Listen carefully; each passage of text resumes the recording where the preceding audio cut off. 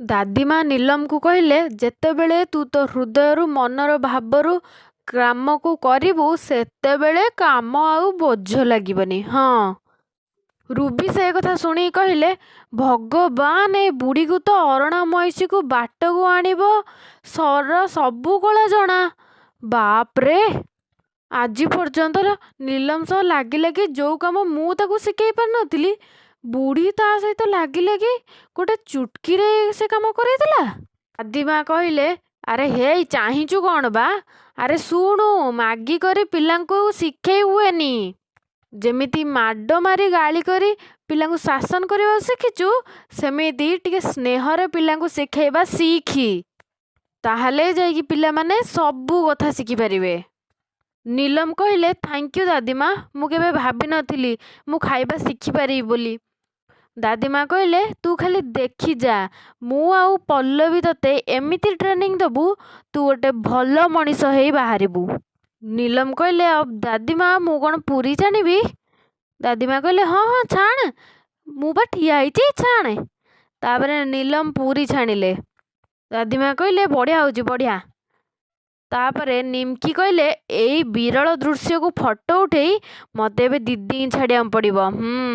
Ruby ଚିଡ଼ଚିଡ଼ି ହେଇକି ରୁମ୍କୁ ଆସିକି କହିଲେ, ବୁଢ଼ୀ ରାକ୍ଷସୀ, ମୋତେ ତ ମୋ ଭଉଣୀଠାରୁ ମୋତେ ଛଡ଼େଇ ନେଲା, ଏବେ ମୋ ଝିଅକୁ ବି ମୋଠାରୁ ଛଡ଼େଇ ନେଲା।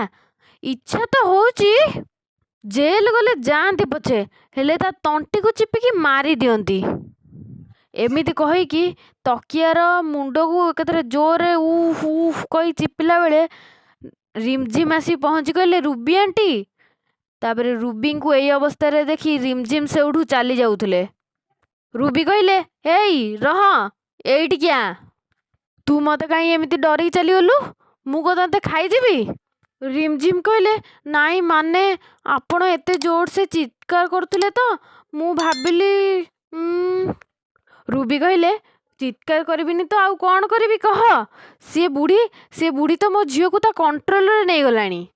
ଛାଡ଼, ତୁ କିନ୍ତୁ ଏନ୍ଜିଓ ଛାଡ଼ି ଏଇଠିକି କାହିଁ ଆସିଛୁ?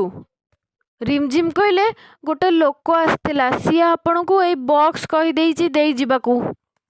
ରୁବି ଏଇ କଥା ଶୁଣି ପୁରା ଖୁସି ହେଇ କହିଲେ, ଦେ।